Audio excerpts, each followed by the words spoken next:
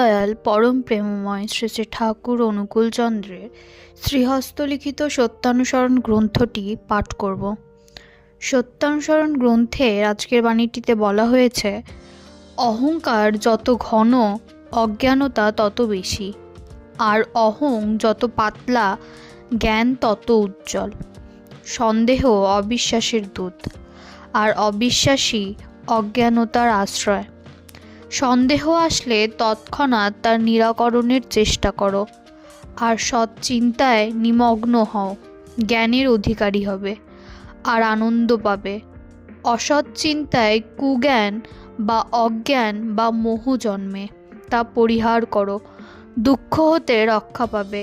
তুমি অসতে যতই আসক্ত হবে, ততই স্বার্থবুদ্ধি সম্পন্ন হবে, আর ততই কুজ্ঞান বা মোহে আচ্ছন্ন হয়ে পড়বে। আর রোগ, শোক, দারিদ্র্য, মৃত্যু ইত্যাদি যন্ত্রণা তোমার উপর ততই আধিপত্য করবে, ইহা নিশ্চয়। সবাইকে জয়গুরু বলে সত্যানুসরণ গ্রন্থের আজকের বাণীটি এখানেই শেষ করছি।